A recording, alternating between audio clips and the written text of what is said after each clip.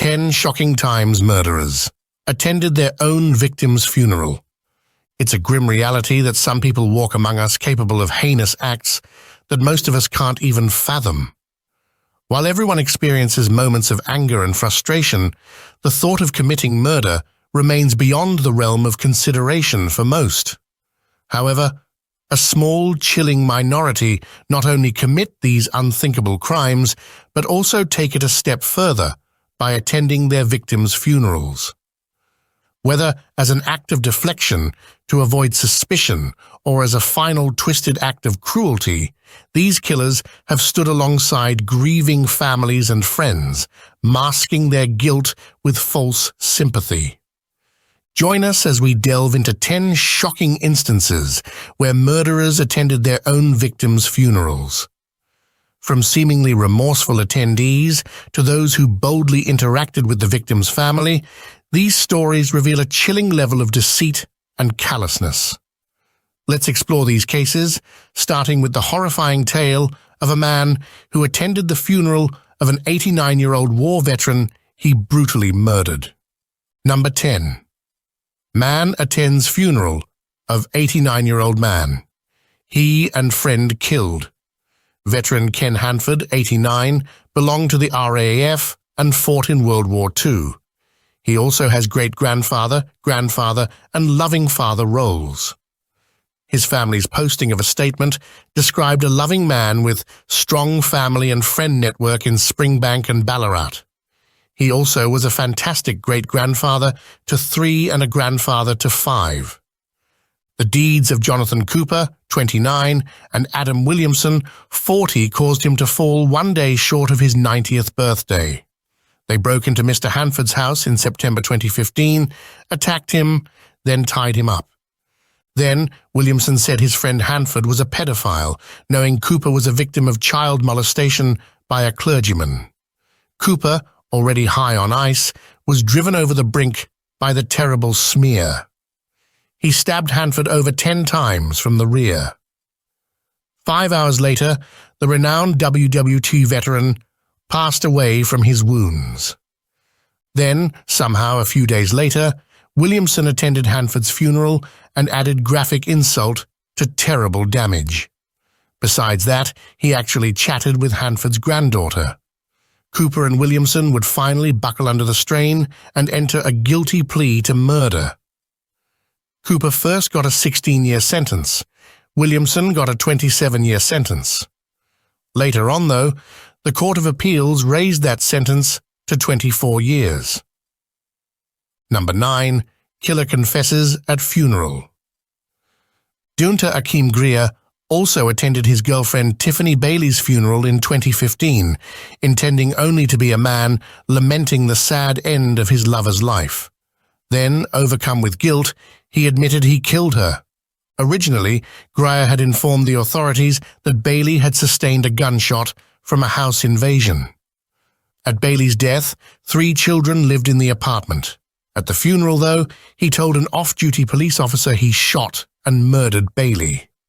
Flagging down a police car, the off-duty cop requested the other officer to bring Greer to the station and book him for murder. Right now, he is serving life in jail. Sadly, a witness present shortly after the shooting discovered Bailey's 6-year-old daughter had seen what happened. Tiffany Bailey, then just 24 years old, later verified Greer's confession, telling police, "Mommy and Dad were fighting when Dad grabbed his gun and shot Mommy."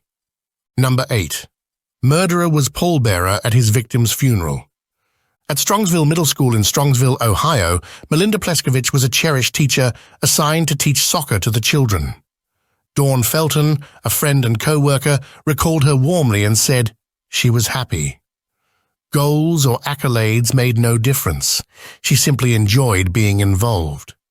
One of her students, Tailor, expressed his grief as well, stating, "I miss her a lot. Every day goes on, and I find myself thinking about her and how consistently she was a happy person. I would go to her when I was having a difficult day at school.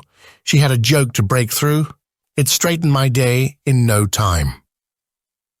When Bruce, her husband, found his wife dead, he brought Jeffrey W. Scullin, Jr., his soon-to-be son-in-law, home. It was too late when he dialed 911, Pleskovich dead, shot 3 times, and stabbed more than 30 times. Scullin stood as a pallbearer during Pleskovich's funeral. Turned out, he also was her killer. He showed no regret or said why he killed his future mother-in-law. Scullin, 21, was found guilty at last and sentenced to life. His first chance at parole came at 33 years. Just days following the murder, Melinda's daughter and Scullin were slated to get married. Jeffrey Scullin should never be allowed to walk free again. My mother Melinda will never be coming back, and that egotistical boy had absolutely no reason or right to rip her away from us. Melinda's daughter said to the court at her sentence, "I say boy instead of man, since a man does not hurt his loved ones." Number 7. Pastor who killed 2. Comforted family members at funeral. September 2013 saw the murder of Kentucky pawn shop co-owners Michael and Angela Hockensmith, as well as one of their patrons, Daniel P. Smith.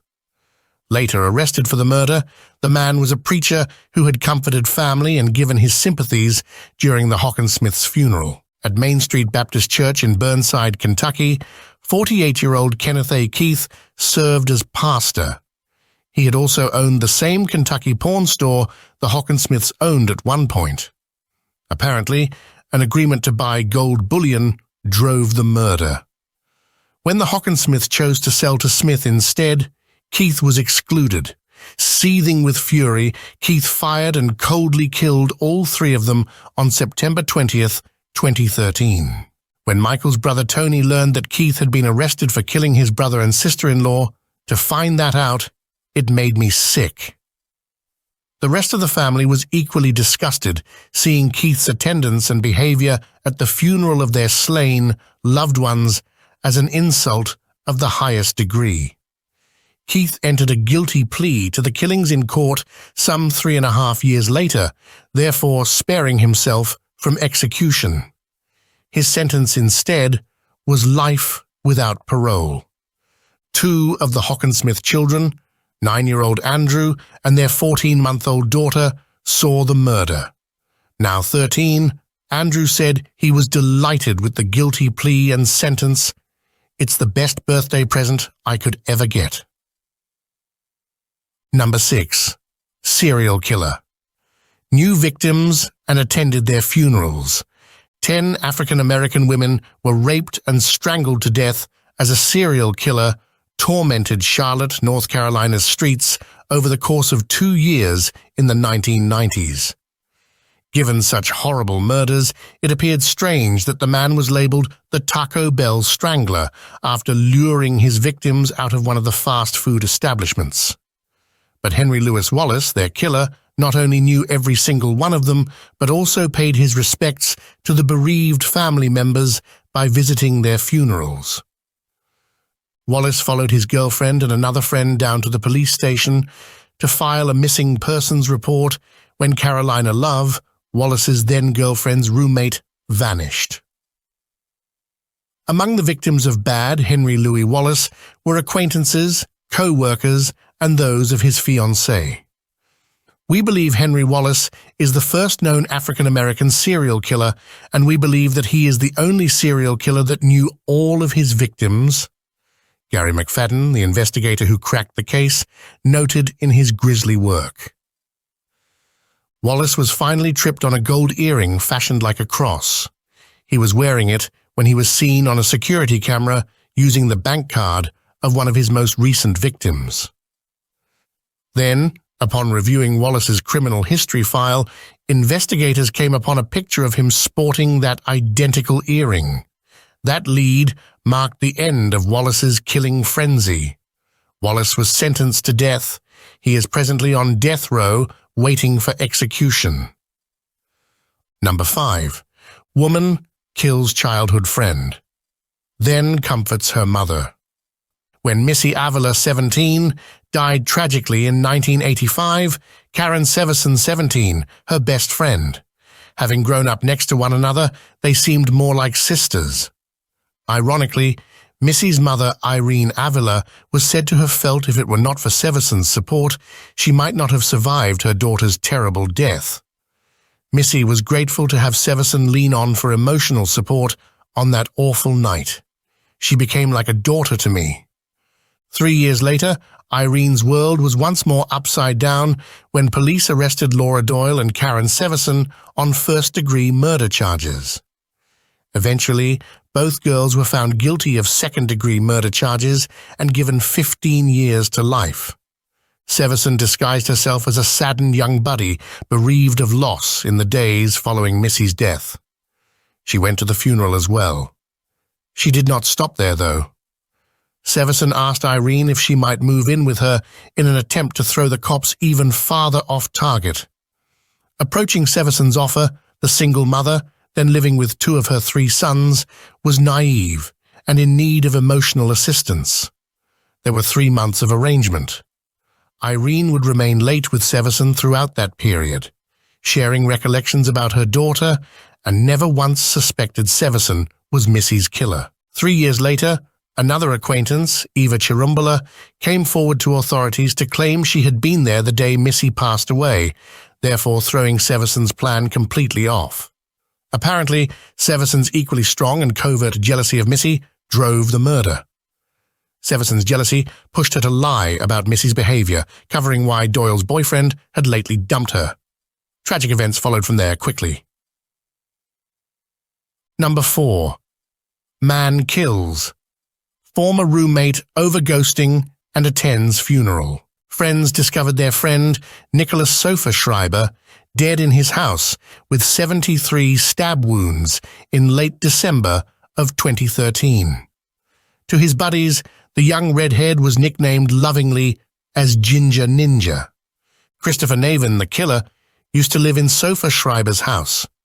Their falling out stemmed from a repair bill.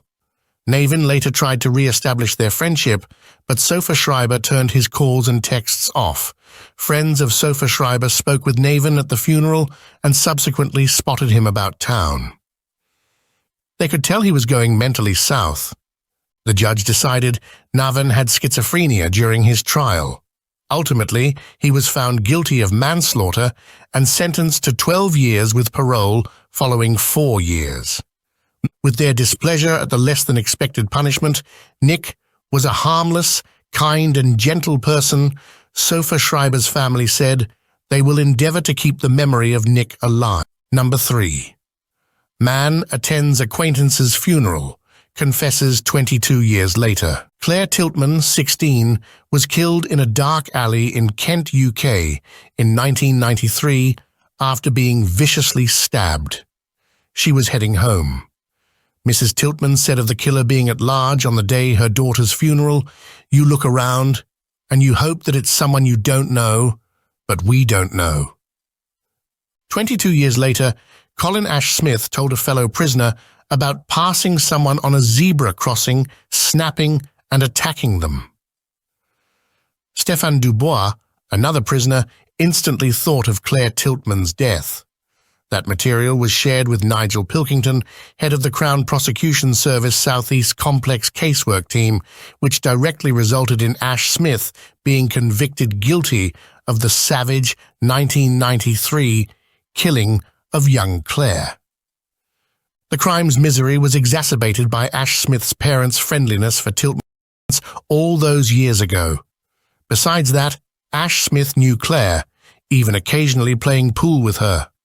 Worse still, he was there for Claire's burial. As it happened, he arrived sporting the exact jacket he had on when Tiltman's life was ended. At the time, no charges were brought, even though Ash Smith had first been a suspect, and Mrs. Tillman was sure he had killed her daughter.